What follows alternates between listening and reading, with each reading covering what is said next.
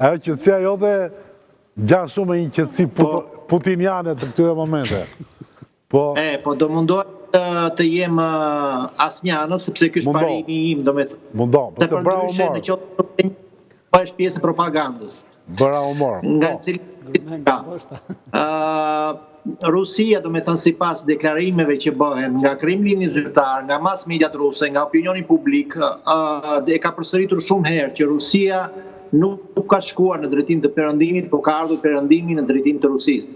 Duke filluar nga viti 1992 e deri tani, domethënë vetëm perëndimi ka gënjur vazhdimisht Rusinë dhe tashti edhe mas mediat ruse kanë përsëritur shumë herë që ky është një kurth tjetër, domethënë edhe bisedimet me Trumpin, domethënë ka pasur një farë bides pesimizmi në pritshmërinë e sukseseve të këtyre bisedimeve. Nga ana tjetër, vetë presidenti Trump, që e deklarojnë sikur është negociator i dobët shumë më palë, edhe këtu në Rusi, nuk është vetëm në Europë, por edhe në Rusi ka shumë analistë që mendojnë që presidenti Trump është një negociator i dobët karshi KGB-istit të sprovuar.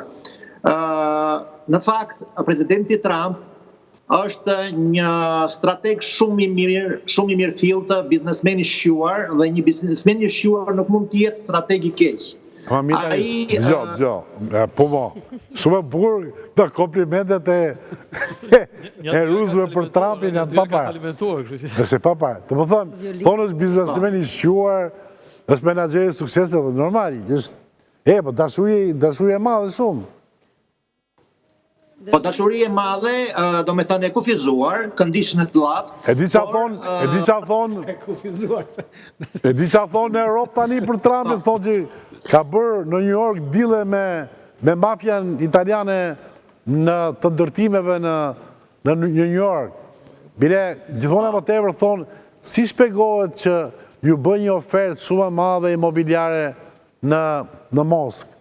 Dhe bile, duket se ka dhe një marrëveshje imobiliare të re, që po bëhet, se një nga gjërat ka thënë që deklaratet e Donald Trumpit është që ka shumë perspektivë investimi imobiliare në Rusi. Unë se kësha të gjura asnjëherë të në një negociat ndërkombëtare.